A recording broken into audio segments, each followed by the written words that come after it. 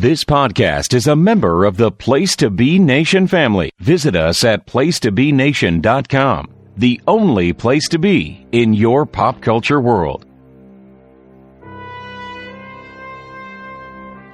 Welcome to the Marvel Age Masterclass podcast with host Ben Morse. Episode 16, 1970 Part 2, with guest Russell Sellers.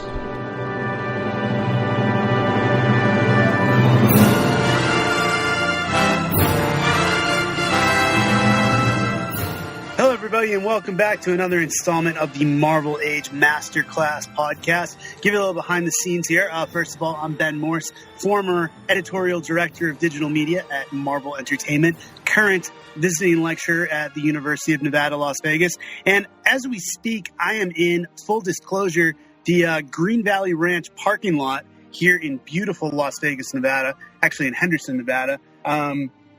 Real quick, I couldn't podcast in my backyard today because it's too hot. It's scorching hot here in Vegas.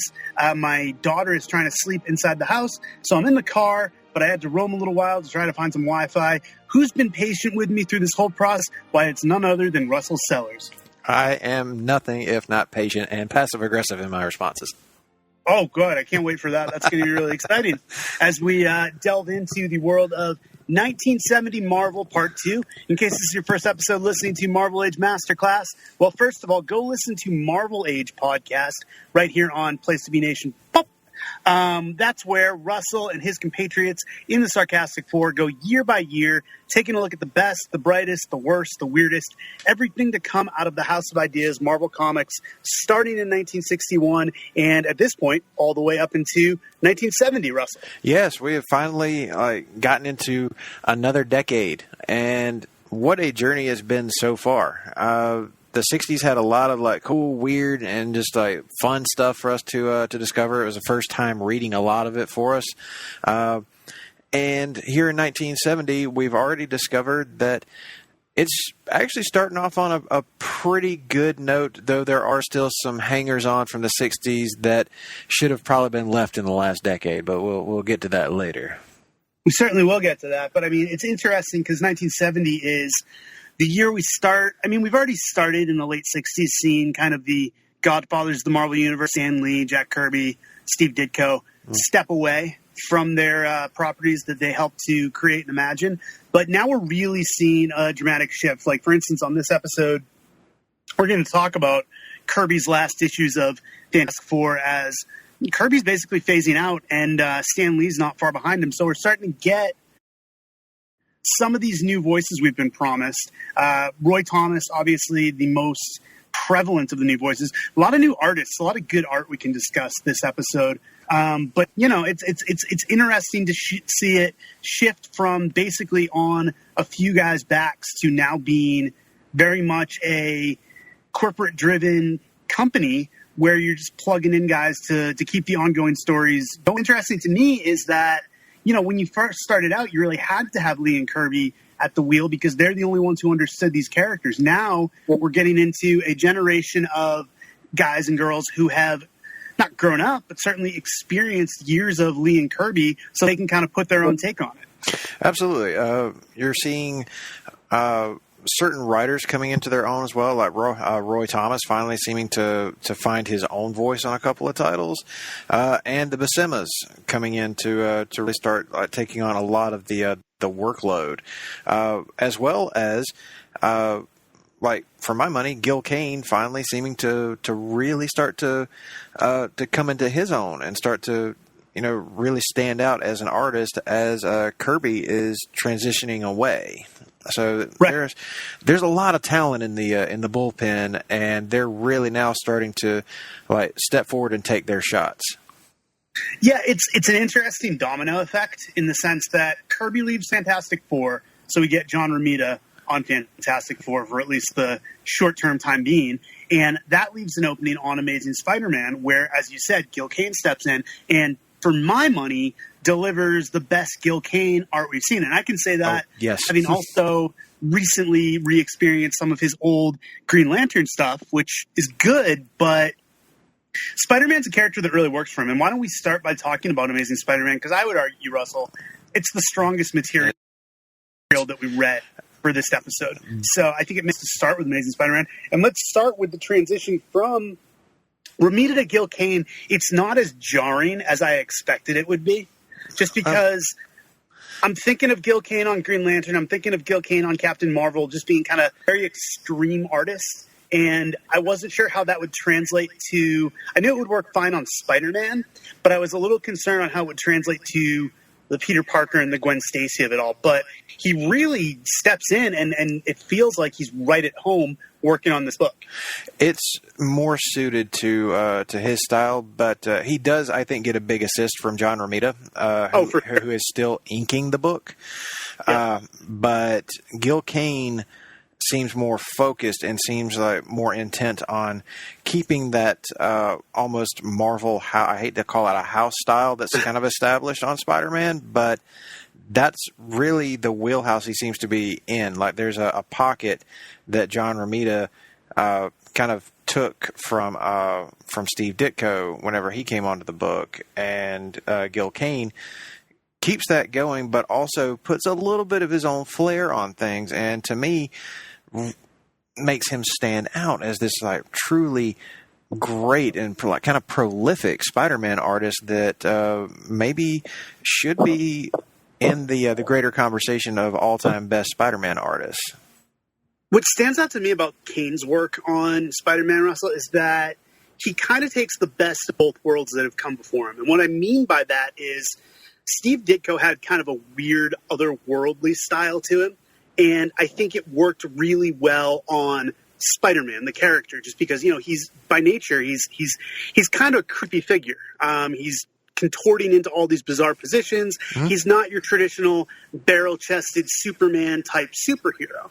But where Ditko was sometimes an odd fit was on the personal stuff. It worked in the beginning because Peter was in high school, and, you know, what's more awkward than high school? So the fact that he looked like this gangly, nerdy freak was fine. But then as we moved into Peter Parker, the college years, you got John Romita drawing almost like a heightened Archie comic when it came to the supporting cast. But it was beautiful. I mean, his women were gorgeous. His guys looked like real teenagers. And I would say that his Spider-Man was fine, but I would almost say the only weakness I see in John Romita Sr.'s game is his Spider-Man did look like every other superhero. It did look a little more generic. It wasn't as unique as Ditko's. With Kane, I almost feel like, and you're right, it's a big assist to Romita on the inks, but I feel like we're getting back to that strangeness of Ditko on the Spider-Man side, but retaining kind of the welcoming supporting cast vibe of Romita on the other side. I'd say that's fair. Like Gil Kane's facial features, like the just the way he can draw the emotions happening on characters' faces, is probably the strongest thing he brings to the table here. It feels like he's almost a perfect marriage between John Romita Sr. and Jack Kirby. He finds a way to take these two styles, mesh them in a way that makes it even friendlier to the reader than either of those two styles individually. You know what's interesting, dude, is that you had, I mean, it's public knowledge that basically at some point a lot of artists were instructed to, you referred to the house style earlier, but the house style of Marvel in the 60s was essentially Kirby. People were told to draw more like Kirby. Mm-hmm. The only, I would say the big exception to that is I do feel like John Romita had his own style. He was, you know, lent something to Kirby, and he does a fantastic Kirby imitation on Fantastic Four this year, but he did have a little more style to him. What's interesting to me is you never saw Ditko replicated. You never really saw any sort of direction of, in those early days of, all right, let's make sure you draw more like Ditko. Like even looking at the more outsized guys like Steranko or like Neil Adams, they had their own style. And if anything, they borrowed somewhat from Kirby, but it was basically either you were a Kirby clone or you were your own thing. But despite the fact Ditko was such a founding father of the Marvel Universe, it says something, I think, to how unique he was that he wasn't more influential. Yeah, I'm looking at this art again, just kind of pulling the issues up and just getting, you know, reacclimated to Gil Kane. And pretty much everything about this is, kind of like peak classic 70s Marvel to me. Like this sets your template. This is where I think a lot of artists are going to look back and say, this is the most influential stuff on me personally. Like, you can see a lot of modern sensibilities in this, stuff that artists today are even like trying to replicate, or at least taking some influence from. I mean, I can see this art specifically in like one of the last issues, the actual Death of Captain Stacy issue, influencing everyone from Greg Capullo to Patrick Gleason. They both, like those two artists specifically, is what it kind of sets my mind to. So you said it earlier, but just to put it on the record, are we in agreement that Gil Kane may be one of the more underappreciated talents of this era? Oh, I think there's no question. Especially looking at his Amazing Spider-Man work, all it really took was Gil Kane needed to find his voice on the title that was right for him. Along comes Amazing Spider-Man, and once again, Amazing Spider-Man proves to be the MVP of Silver Age Marvel. Yeah, I mean, I think Fantastic Four came out of the gate with a lot of power and energy, but Spider-Man, I had this conversation with Tom Brevoort recently, actually, saying how Fantastic Four has the bigger moments, but Spider-Man, pound for pound, is more consistent. Like, when Fantastic Four is great, when it hits like a Galactus Saga or a Doctor Doom, that's all-time stuff. But Spider-Man, month in and month out, what we've seen from reading it through the last 9 to 10 years is it's never bad. It's always at least baseline good. Even if it's a lame villain, even if it's a stupid plot, you still get some good Peter Parker stuff. A lot of the villains are really fun. It's just, and I think that lends to Gil Kane finding a home on a consistently good, well-written, because I do think Spider-Man was probably Stan's best written book. You could maybe argue that FF, the collaboration, is stronger just because you have Kirby doing his biggest stuff, same as Thor. You have Stan doing the whole Shakespearean deal and Kirby really knocking it out of the park with big cosmic concepts. But as far as day in, day out writing, I think Stan's best stuff, aside from Silver Surfer, is on Spider-Man. Absolutely agree. Like, I think that for me, it's Thor, Silver Surfer. Those are like Stan at his like cosmic peak. Right. He really gets it with those two titles. And those are two titles that fully embrace what they are and never really stray from that too much. And both titles also allowed their respective artists to just unleash. And that's what I truly love about both of those books. They're also just written in a way that, you can fully accept very quickly. Like, it feels like it could be dropped into the modern day and it still works. And Amazing Spider-Man is kind of the converse of that, I guess, is maybe the term I'm looking for, because he's a street level character. He's very grounded, very earth-based, and yet, one of the things I love about the dialoguing of Amazing Spider-Man from the 60s all the way through the 70s is that even with some of the outdated slang that's used, it still comes across as very genuine and something that I feel has a timeless authenticity to it that will grab you no matter what generation you're coming from. So that's why this works, and it's the emotional beats that Stan really zeroes in on, especially on these issues that we read, Amazing Spider-Man 88 through 91 in this second part of 1970. Not, as you pointed out before, not all of the Spider-Man stuff has really worked on Amazing Spider-Man. There have been times whenever it's eye roll inducing at how silly or just like not well conceived it is, but you never lose the Peter Parker of it all.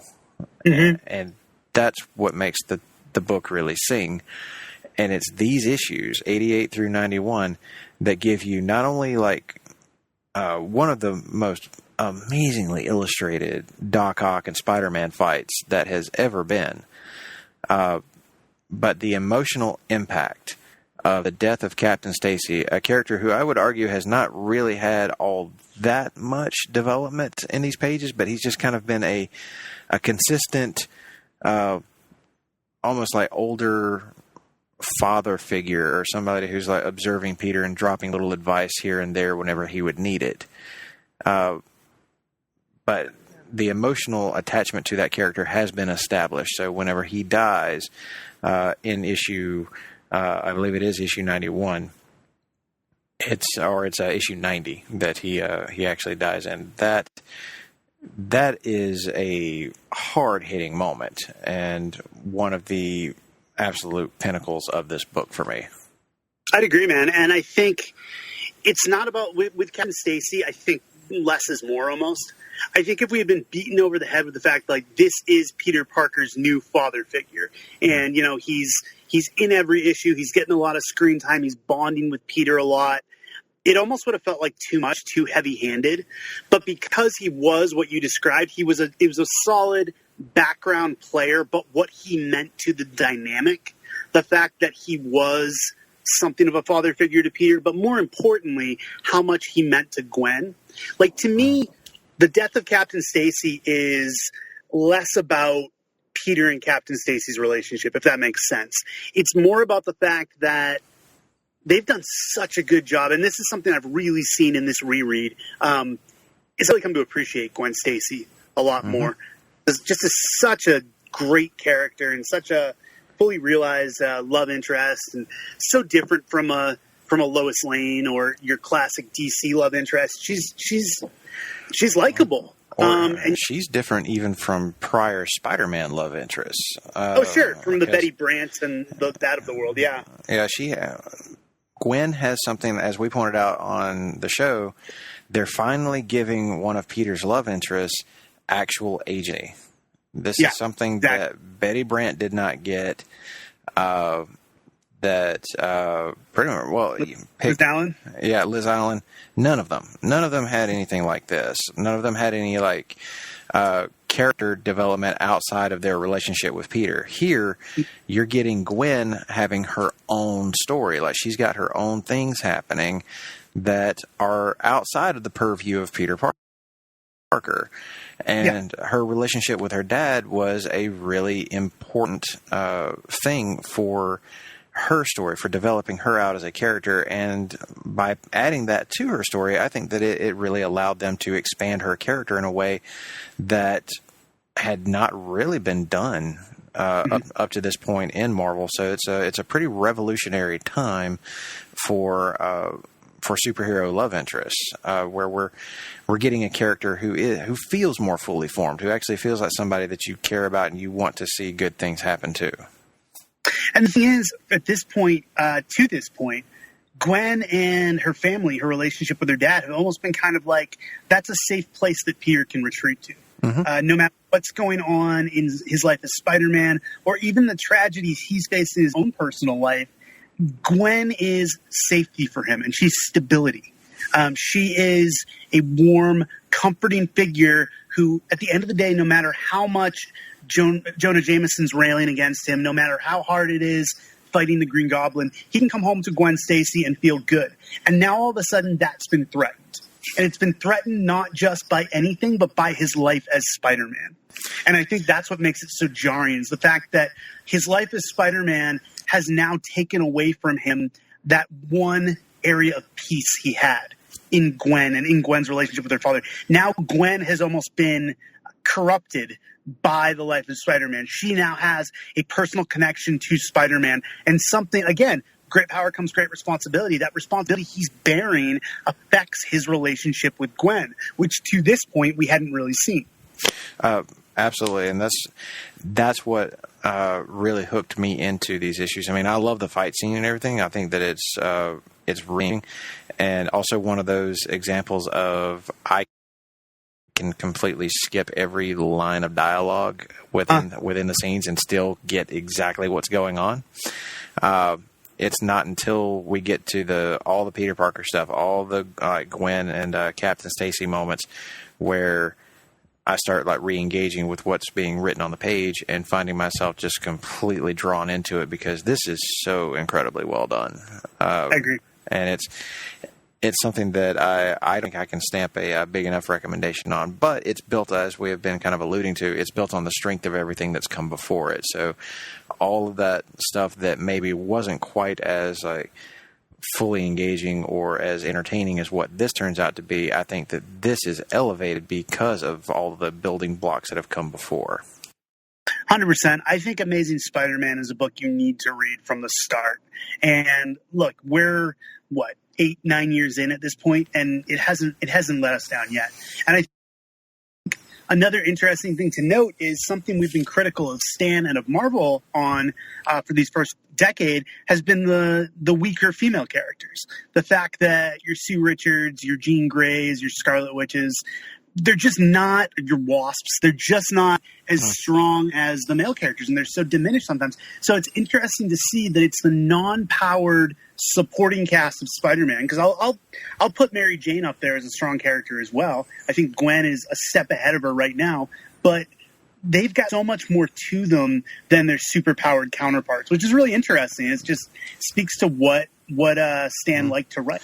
Yeah, and I mean, of those names of like actual like strong female characters, I would throw Carol Danvers in and with that as well.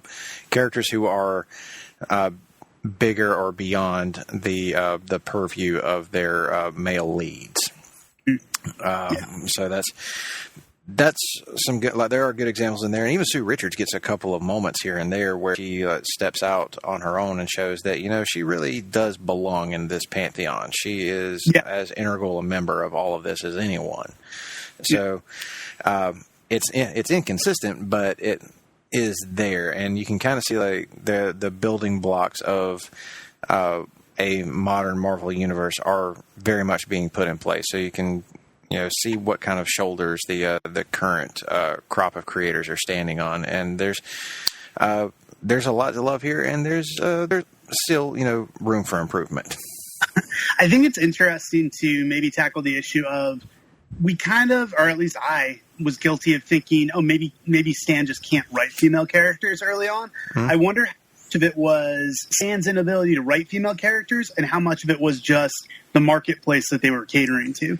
The fact that it was probably a lot of young boys reading, and they knew that they weren't really ready for strong female characters. Because I think what we see here is that Stan has the ability to write strong female characters. Just for whatever reason, in those first 5 years of the Marvel Universe, it wasn't a priority.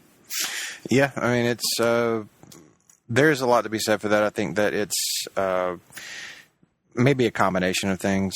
No one single issue is the cause of the problem. So it's going to be lots of factors falling into that. But I mean, that's a whole other podcast that we could spend like hours analyzing. Like a whole series of podcasts. Yeah. And you and I have enough podcasts on our plate right now. God, yes. So let's segue from Spider-Man. I'm not even going to get into the fact that I don't really like Doc Ock. I think that's for another day. I had in my notes mentioned that you don't like Doc. You know what? I don't want to go off on that tangent right now. I'll say this. I think he's much more interesting visually at this point in 1970 than he is as a character. That will change. He will get more depth to him. But we've said a lot about Spider-Man. I want to talk a little bit about some of the other titles that were featured in 1970. And specifically, I want to talk about Fantastic Four. Okay. Which we get to experience with a kind of cool story where Magneto comes in, manipulates Namor a little bit. We have a war between Atlantis and the surface world to an extent. The FF come in. But really, all the story stuff is secondary to the fact that this is the end of the Lee-Kirby collaboration.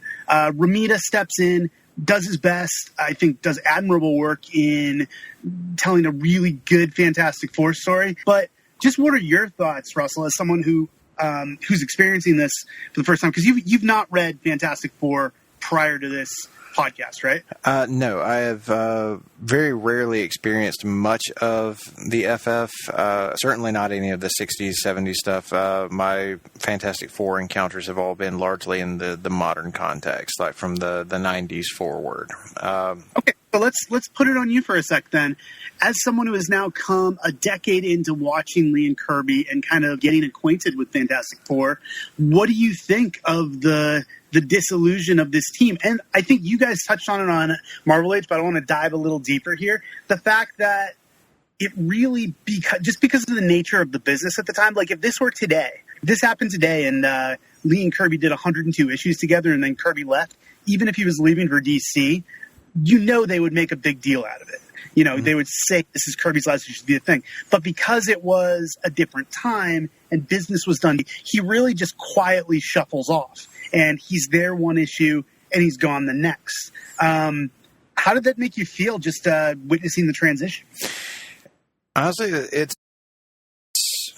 it is a little odd. I mean, John Romita picks up as fine because he is a fine artist. But you know, it just, I don't know. To me, it kind of felt like Kirby and Lee were reaching an endpoint. Like just knowing what we know about history between these two, it felt like maybe he wasn't quite as there as he once was. At least to me, like it kind of felt like maybe Lee and Kirby weren't quite on the same page as much anymore. So these issues, while certainly solid, like certainly good storytelling going on, also felt like they were a bit drawn out, like they were trying to find a way to keep it going, but maybe in the end they just had to realize, there's nothing left here. I don't know if it's too on the nose, but like given what we know now, and I think it would have been fascinating again if this took place in modern times, because you know, internet was social, we would know so much more about what happened between these two. At this point, it's really, you know, all that speculation. You have in the news they both did years later. They contradict themselves all the time. It's the stuff of legend when it comes to comic books. But really, the way you just described it, I mean, for better or worse, it feels like you're witnessing your parents' divorce. It's like they're trying to keep it together for the kids, which in this case is Fantastic Four. And, you know, they're trying to do things that a few years ago were great, but it's clear they don't have the passion for one another that they once did. And that's how I felt about not just this last Lee Kirby issue of Fantastic Four, but really the last couple of years of the Lee Kirby Fantastic Four.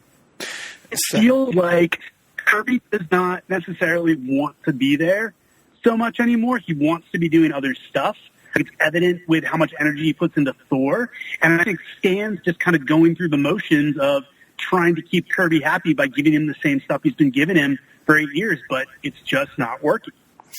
That's a lot of it. I feel like, you know, like you were saying, that Kirby is ready to move on. He has got other things that he wants to do, other ideas, and being, you know, for lack of a better term, stuck on Fantastic Four makes it feel like he's just in that same pocket over and over and over again. And, you know, there are only so many ways you can do the same thing. So yeah, I got that feeling. I just got that sense from reading these issues that Kirby was for sure ready to go do something else, be that some other title with Marvel, or maybe as we now know, like going over to DC to try and do something like inventive, or almost like, I guess he was going to try and reinvent the wheel with some of his other ideas. Mm-hmm. Yeah, absolutely. And, you know, it's interesting. We think about, again, I'm putting the modern context on it, but artists don't stay on comics these days for hundreds of issues. There's the rare exception. There's your Mark Bagley on Ultimate Spider-Man. There's your Eric Larson on Savage Dragon. But for the most part, these guys and girls are just like, you know, I've drawn 25 Doctor Doom stories. I don't want to draw 26. I want to do something else. You see them switched up. There's a reason that Marvel and DC have whole departments developed for talent management at this point. It's to make sure that their talent is constantly engaged. Now, I don't love the whole strategy of, you know, artists doing 6 issues and then leaving, which we tend to see a lot. these days. But I do appreciate the fact that if someone gets a good 3, 4, or even 2-year run in, it's okay to shift them to something else just to keep them creatively fresh and engaged. And I think had there been a talent management department at Mar-Vell in the late 60s, early 70s, certainly they would have done their best to redirect Kirby somewhere else. They would have tried to find him something he hadn't done yet so he could scratch that creative itch. But as you said, at some point I think he felt like, you know what, I've done all I can do here. It's time to go create something else. And I think that's fair for Kirby to have felt that way, because he put in more than enough time on Fantastic Four, and that's his legacy is cemented. He could walk away from the book at that point, and I think that the best thing to do would be to get experimental, try new things, go make something that you've had in the back of your head, or like take it over to the distinguished competition and see if they want to play around with some of the ideas that maybe Stan balked at. And there was nothing stopping him. So that was the positive side of it all. I guess the negative is just how unceremonious his exit really is, because it just ends, and he's like you were saying, he's on one issue, and then you go to the very next one, and Kirby's not here. Maybe he's just taking maybe an issue break or something. I mean, he's been at it consistently for this long, but then he's gone. He's not coming back. One of the greatest what-ifs in comics history, what if Marvel had tried to keep Kirby? Because they don't know if it transpired, but it seems like the relationship was so tense by the time he walked that there was no path other than him going to DC and doing For New Gods, everything there. But I wonder if there's a universe where Marvel says to Kirby, okay, we know you're a little on Fantastic Four, we know you're tired of working with Stan, but you're valuable enough that we're going to give you want to see here. That would essentially, a few years down the line, the most second card concept that are still amazing. But what if Darkseid was a Marvel character? Like, it's not an impossible thing to think about, because if they had just said, all right, Chuck, we're going to let you do your own books, we just want you to stay here at Marvel and be happy, they been very different. Things could have gone very differently. I mean, there's a lot of fun to play around with the what if scenarios. I mean, that's certainly Marvel's thing. They've done some really great what if stuff over the years, and that's one I would be very curious to see how that might have worked out. Or, what, in my mind, if Jack Kirby had stayed at Marvel, he probably wouldn't have been best served staying on Fantastic Four. I think let him leave Fantastic Four. Let him not work with Stan so much anymore. Let him go work with like Roy Thomas or somebody else that could give him that creative outlet that he was really looking for. And I think there were a lot of opportunities for him that maybe could have been explored a little bit deeper. I wouldn't have suggested like putting him back over on like X-Men or something, because he had already taken his swing at that, and to me it was just okay. But when it comes to like Thor, he was really great. And I don't know, to me, I would like to have seen a little bit more there, but he had to do what was right for him, and this was his exit, and it, for better or worse, it's still quite the legacy he leaves behind. He just didn't go out with the big bang that maybe we would love to have seen. Right, and it's going to be interesting to, like I keep alluding to, he'll be back. We'll see more of them on Marvel Age and on this show. But let's wrap up Fantastic Four real quick. For me, there's not a lot of character stuff to touch on. But you actually alluded to it. There are some nice Richard moments, some nice Crystal moments. But every time they take one step forward, I feel like they take 3 steps back. They will do something cool with their powers and then immediately be put back into submission by her are just captives so the guys can fight for them. Crystal will do something incredible, and then Johnny will tell her to stay behind quarters. So the rich character development's not taking place there. But the other thing I'll say that stuck out to me about these few issues was, and I think I'm gonna disagree with Tim Capel on this, and I apologize, Tim, is I'm just not a fan of Silver Age Stan Lee written Magneto as just kind of the megalomaniac of the week. Give me the more complex, nuanced, layered Magneto that I feel like we were starting to get from Roy Thomas, and we would certainly get developed by other writers. I know Stan created Magneto, but I think he just views him as another stock villain, and that's never more readily apparent than in this story. So I'm ready for Magneto to pass into, there's a bunch of characters, so I'm ready to kind of pass into new hands, and I mean Magneto is one of them. I would agree with that. I think I kind of disagreed with Tim's take on this version of Magneto. I prefer him to be more like what we saw in those brief Neil Adams issues of X-Men. That was much closer to the Magneto that I enjoy, that I prefer. This version of him really felt weird to me. The whole war between Atlantis and the surface world, this is something that honestly a lot of writers are going to come back to over the years, and not just at Marvel. They're going to do it at DC too. And it feels like everybody's going to put their own spin on this particular riff, but you have to have a really interesting villain at the heart of all this, and this take on Magneto, I'm agreeing with you here, this is not it. Though his conflict with Namor does make it more interesting, and makes it, I guess, a more engaging read than it would have been if Namor had been like the same version of him that we saw back in the early days of Fantastic Four, when he was almost a mustache-twirling villain. But now he's gotten a ton of development over the course of all these issues. So now he's a lot of fun to read, and I think he would be a great foil for Magneto. Just needs more nuance in the Magneto, I think.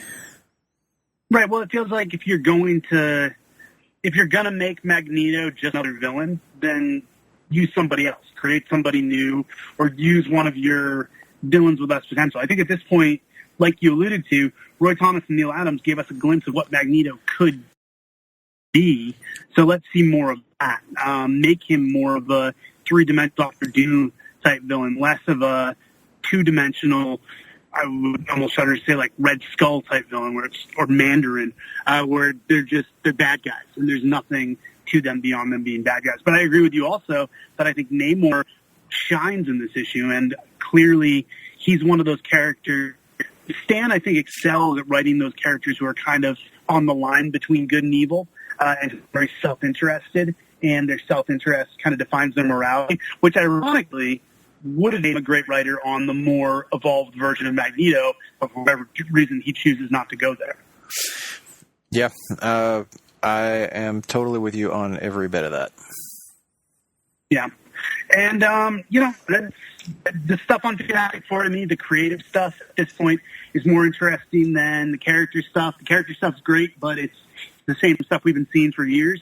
So we'll see if once we get, like I said, some new voices in here, we get some new stuff with the characters. That said, I want to jump over to another book, that being Captain America.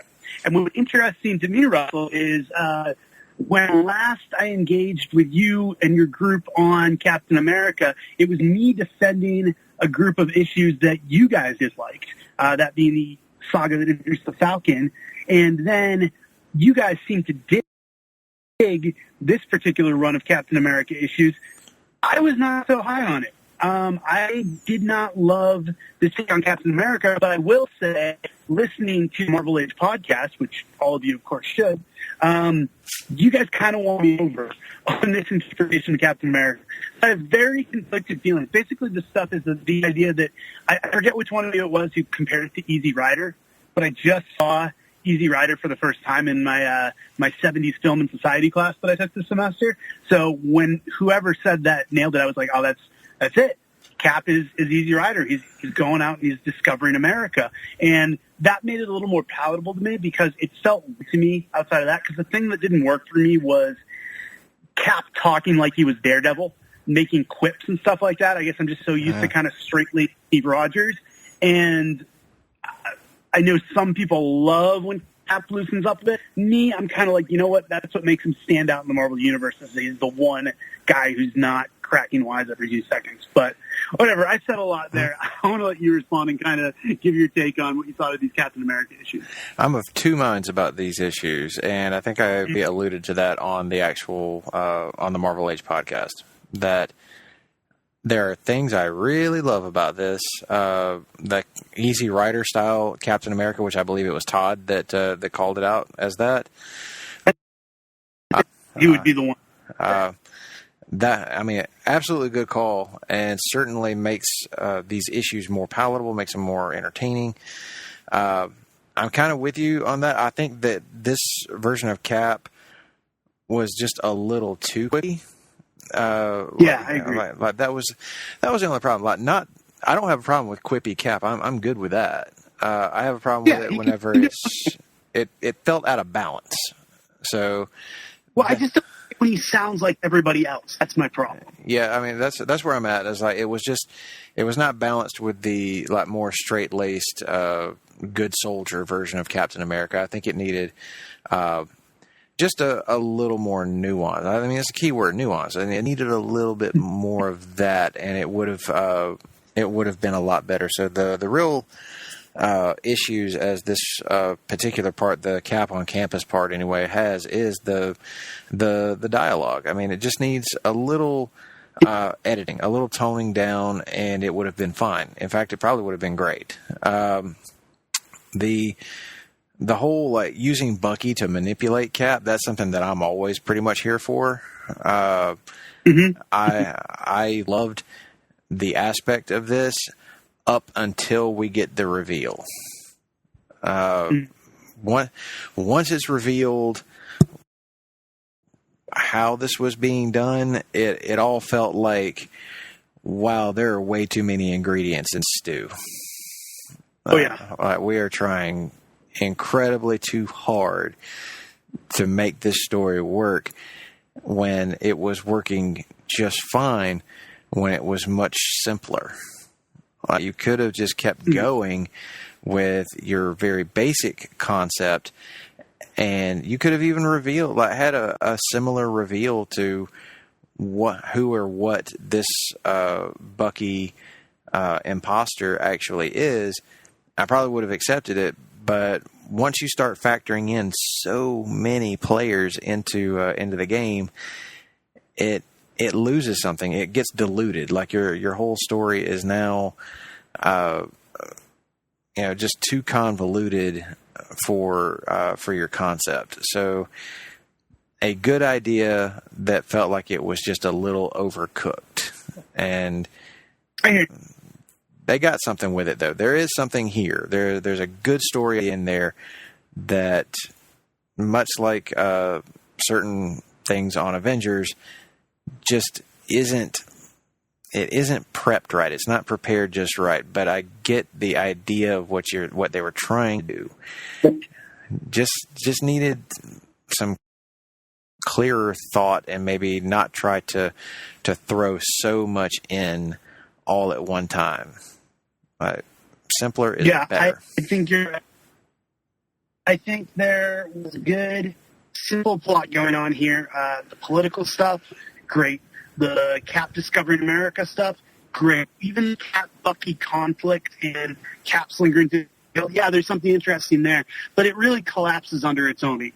And again, I had the experience of, look, there's some characters I want Stan Lee to write forever. I would be fine with Stan never leaving Spider-Man. I would be fine with him sticking around on Silver Surfer. I even think he's still got something to say on Fantastic Four, maybe with a different artist.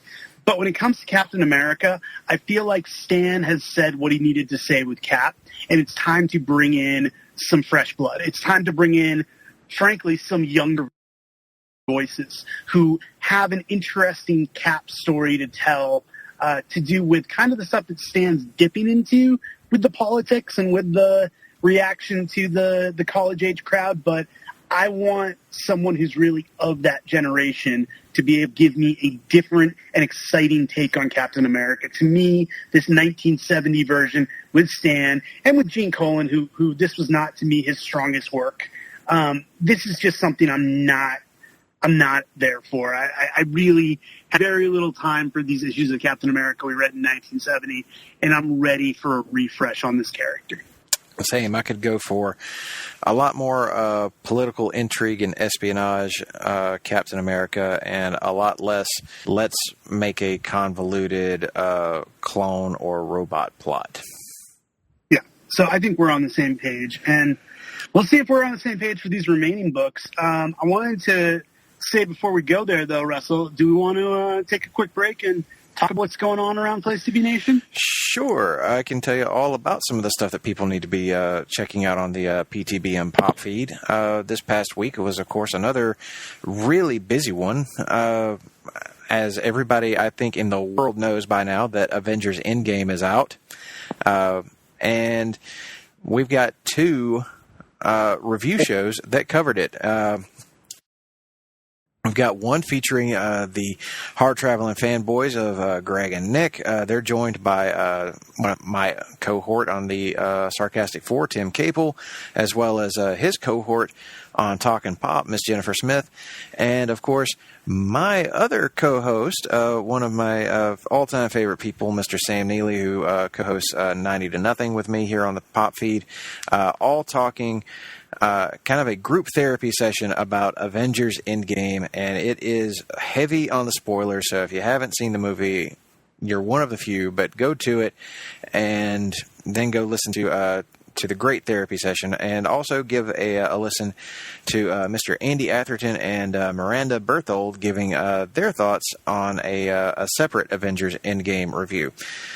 Speaking of Andy, he also had a new episode, Looking Forward, Looking Back. He welcomed in like a huge panel for which I took part in to look at the upcoming summer movie season. We talked a little bit of Endgame there, of course, prior to us having actually seen it. I also have a new episode, the penultimate episode of DC Post-Crisis Management. That one's out there now, where Stephen Ferrari of the Casual Geekery joined me to talk the Dark Side War and DC Universe Rebirth #1.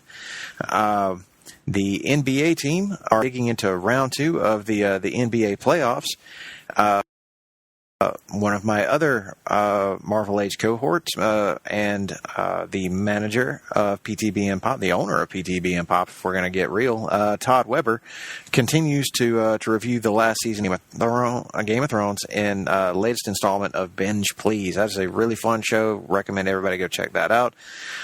Cowboy and D'Amato are back with a new This Week in Sports. They're breaking down the NFL draft and round 2 of the NBA playoffs. Hard Traveling Fanboys, they're back and joined by the manager, Todd Weber, and they're going off the page and reliving the old Shazam TV show. If you guys haven't ever watched that, go get on DC Universe right now. It's hilarious. And, of course, Steve and Kelly are back. They're talking Bewitched and Natalie Imbruglia on Songs with Friends #26. That's going to be that's one you guys just got to go listen to. Get that nostalgia button punched real hard. But there's a big thing happening with the Hard Traveling Fanboys. Everybody needs to know about this because at the end of May, they're going to be wrapping up the Hard Travelers for Hire series, which has been a comprehensive look at every movie in the Marvel Cinematic Universe. And they've looked at all of them so far and just wrapped it up with their big review of Endgame. So to wrap up this whole thing, they're going to do a giant-sized special edition podcast where I and several others are going to be joining them to do a full retrospective look back at the highs and lows of the Marvel Cinematic Universe. But we want your opinions. We want the opinions of all the listeners out there. So after you've seen Endgame, what you do is you need to rank your Marvel Cinematic Universe movies from 1 through 22 and email that list to nickd@placetobenation.com. That is NICKD at placetobenation.com. The full composite ranking for Place to Be Nation will be revealed on the show. So get your ballots in to make sure your voice is heard. They are due by May 16th. That is May 1/6. But you got to remember, we also have a wrestling feed over PTBN. That's, of course, the bread and butter of Place to Be Nation. And Scott and Nate are back. They're welcoming Andy Atherton in the latest edition of Main Event, and they do a mini great debate before diving into 2 big Okada matches. In the second episode of Row 1, Seat 1, Ben Zaney welcomes Al Getz to talk about visiting MLB stadiums and UFC events, and then brings in Lane to talk the Scenic City Showdown. And of course, a new episode of Talking WCW. Greg, Tim, and Jenny are back and breaking down some stiff as fuck Steiner Brothers matches. Over on the Mothership, Justin and Scott brought in John D'Amato and Steve Bennett to deep dive into the build-up for WrestleMania 5. And of course, we can't forget about What If.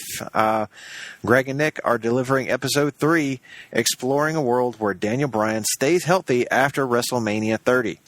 And then, of course, last but certainly not least, Jeff is back learning wrestling with the road to WrestleMania 6. And we also hear all about JT's interesting experience with his grandmother's funeral. Oh, dear God. What are we doing?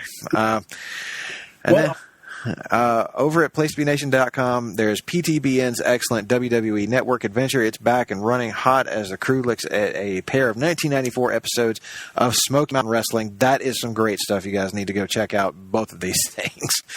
And check out our social media pages and message board at www.bigelow34.proboards.com for information on joining our GWWE and TV match ever project. Get in on the conversation today and start researching your list. So that is everything that is happening over on Place to Be Nation right now, from the pop to the wrestling feed. There's literally something for everyone. All right, Russell, that was good. That was comprehensive. That really summed up the Place to Be Nation universe there. Whether you're interested in wrestling, comics, movies, TV, music, candy, funerals, apparently.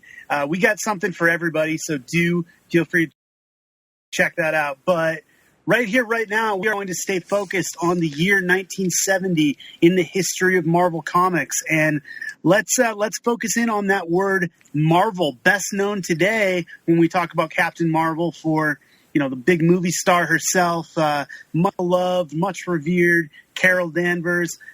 In 1970, Carol Danvers was still a little-seen supporting character and won Mar-Vell, a bland, boring Kree character, was slammed up against Rick Jones, an annoying, irritating human character, and somehow these two unlikable misfits were meant to work together. No surprise, Capel got canceled in 1970, or at least put on hiatus.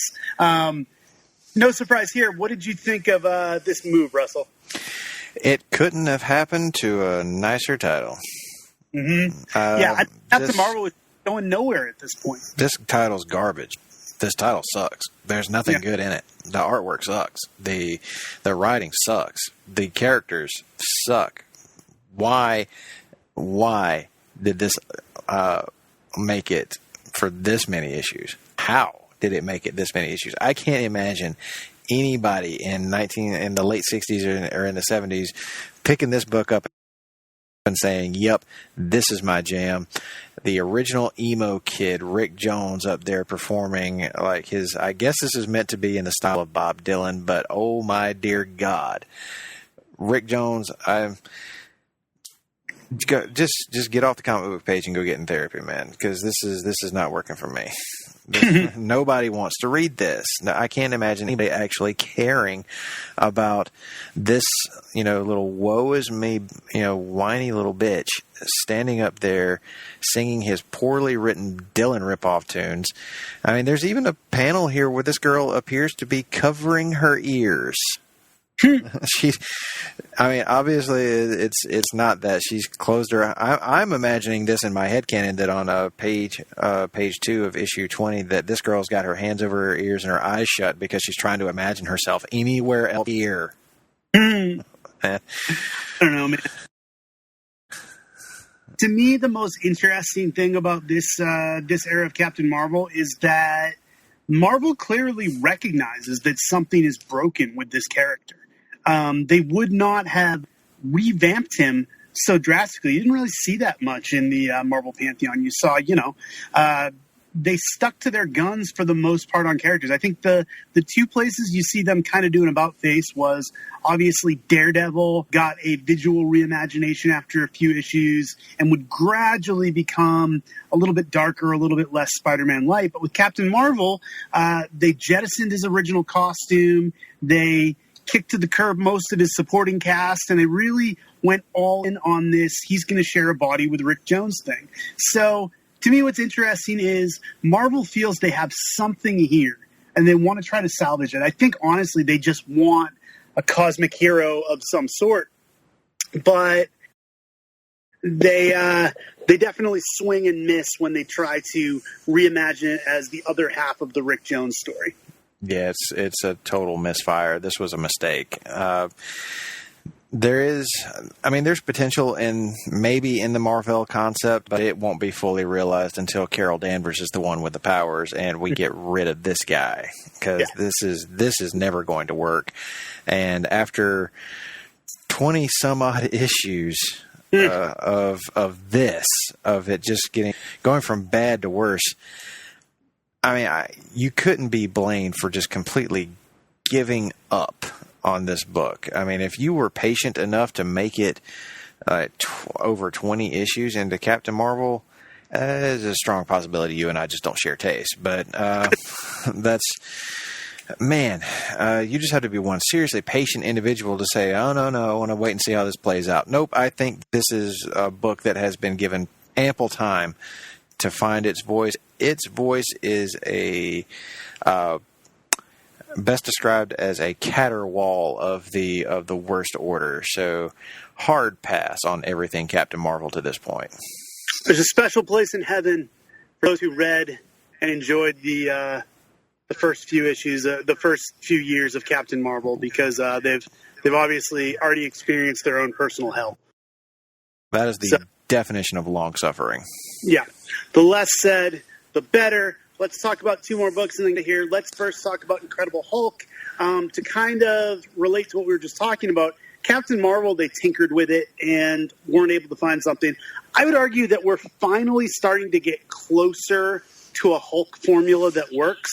And I think this story that we read for 1970 was kind of typified by the fact that they recognize that there's something to this Hulk Banner dynamic. That almost seems to be the missing ingredient here. They separate them physically in these issues, so you actually have Banner versus Hulk. Once they can figure out how to distill that down a little, make it a little subtler so it's not literally Banner fighting Hulk, but you got that internal struggle going, I think that's when we're going to start to get the first really good Hulk stories. This is a decent Hulk story. It was better than the bad Hulk stories we've read, but I think it's inching closer, and it really all revolves around somebody just hitting it on the head of that. Banner is the hero of the story. Hulk is his nightmare, and they have to figure out a way to coexist. Yeah, that's where we're getting to with Hulk now. We're finally starting to get close to what people want to see out of this character. Man, you talk about a character who's been long in the development phase of figuring out his place in all this, and his storytelling formula. Again, long-suffering fans, if you've been sticking with this book through all the fits and starts. But I will say this, at least Bruce Banner and the Hulk are far more interesting than Captain Marvel and Rick Jones. I mean, that's a low bar, Russell. It's a low bar. Is that really all we're hoping for? Is that a character is more interesting than Captain Marvel and Rick Jones? Do we not have higher hopes than that? I used to, but then Silver Age Marvel beat it out of me. All right. Well, I think that covers what we need to cover as far as Hulk. Let's finish up with the single issue of Avengers that we read for this year. Features the dynamic debut of the Lady Liberators. Kind of the debut of Valkyrie. Not really. No. It's Enchantress dressed up as Valkyrie doing a cosplay thing. Roy Thomas and his wife in a creepy scene that you guys touched upon how creepy it was, but the less said, the better. And we get the Rutland, Vermont Halloween parade that would become a tradition across both Marvel and DC books. This issue did nothing for me. I'm right there with you. I was like, we read this because it was weird and funny, and because it was the backdoor version of Valkyrie first appearance, even though, as you just said, it's not. The Lady Liberators is actually a concept that I'm kind of on board for. Like I am absolutely here for that, but it's just, again, concept versus execution. It ain't good. I don't get the Rutland Halloween thing. That's for somebody else. That's for another generation, I guess. It was an inside joke that I wasn't on the inside with. And Hawkeye here is just the absolute dirt worst. The worst. He sucks so bad. And it's another one of those like unfortunate Avengers issues where we're like, so this does get good eventually, right? I'm getting so scared. Scared is probably too strong a word, but I've really just been like holding out hope this whole time. I was like, if we can just make it to the Kree Skrull War, we'll be okay. Because that's been my like benchmark of when Avengers gets good. But the more Rick Jones I read, the more Roy Thomas I read, the more this era of Avengers I read, I'm just like, man, I don't. Is this book, which I kind of remember fondly, I have like a Neil Adams signed copy of it on my bookshelf. Is it going to be torn asunder for me? I am kind of living in fear. It's amazing, Russell, if you think about it. We're in a world where Avengers is probably the most beloved pop culture franchise in the world right now. And we're sitting here reading crappy Avengers issues from the 70s. It is a remarkable change of pace. And also, speaking of like Avengers in the modern era, go check out the Jason Aaron run on Avengers right now. Oh, hell yeah. It's actually really great. And more of that kind of Avengers is what we want to see. Go get that shit. But skip this. We'll report back to you as soon as Avengers doesn't suck anymore.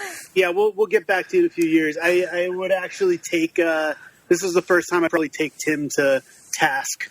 There was a lot of tease there on why we needed to read this issue. I get it, the Valkyrie thing, the Lady Liberators thing. We're checking in on Avengers, but yeah, man, explaining to do. Sometimes we need crappy issues to remind us why we love the really good ones. You got to get those turds in there occasionally just to remind you of what, the good stuff actually looks like. This ain't, but we'll eventually find the golden nuggets amongst all of this. There you go.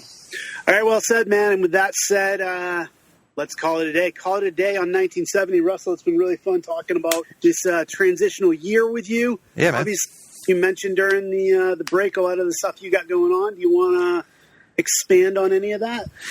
No, we just got, as I said during the live read, we got a ton of stuff going on. There's always more coming down the pipe. So that's going to be your little tease to keep a lookout for a couple of new things happening as certain things come to an end, as I alluded to about one of my other shows. New things are on the horizon. So make sure you guys stick around and look out for that kind of thing. A wise man once said, every new beginning comes from some other beginning's end. It is indeed closing time, isn't it? Mm-hmm. Mm-hmm. And with that, it is closing time. Guys, girls, if you want to converse with me or Russell, you can find us on social media. I am at Ben J. Morse on Twitter. I'm at Ben Morse882 on Instagram. I talk a lot about comics. You can also join us on the Place to Be Nation Comics Facebook page. And then, Russell, you're obviously active on social media as well. Yes, people can hit me up on Twitter and Instagram at Russell_Sellers. It's the same in both places, so you can follow me there and get ready for even more comics talk, where I, on Instagram, spend most of my time reposting pictures that my girlfriend took of us, because she's way better at that than I am, and also showing off pictures of the weekly haul of comics that I tend to spend way too much money on. There you go. All right, man. Thanks for joining me. And everyone who listened, thanks for listening. We'll catch you next time. Be sure to be on the lookout for Marvel Age 1971 Part 1. And then we'll be back here with you, Marvel Age Masterclass, diving into 1971. Till next time, class dismissed.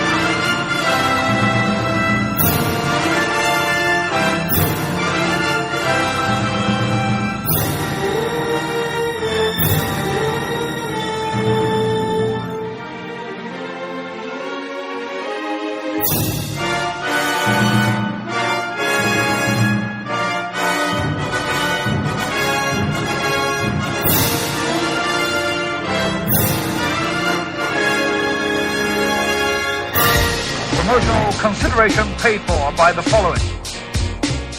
Place to Be Nations, JT Rosero and Chad Campbell here. We want to let you know that we have over 24 podcasts available on iTunes, Stitcher, Google Play, and PlaceToBeNation.com. We now offer them to you on two great feeds.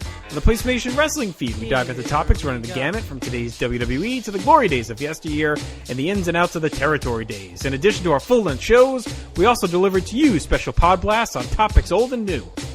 The Place to Be Nation Pop feed is a veritable treasure trove of great content, offering tremendous shows covering the land of movies, television, life, comics, and sports, brought to you by the most knowledgeable and insightful folks in the podcast world. You can find all these great shows, plus archives of our past podcasts from over the past 8 years as well, by subscribing to both feeds on iTunes. And while you're there, be sure to rate and leave feedback as well. All of these shows, plus others, available on PlaceToBeNation.com, where we cover pro wrestling, sports, movies, comics, plus in-depth search projects, and much more. Be sure to support our site by using www.PlaceToBeNation.com/Amazon when doing your online shopping. We want to thank our friends at Boneheads Wing Bar, ProWrestlingOnly.com, and TheHistoryOfWrestling.com as well. Be sure to follow us on Facebook, Twitter, Instagram, and Tumblr. PlaceToBeNation.com, the only place to be in your pop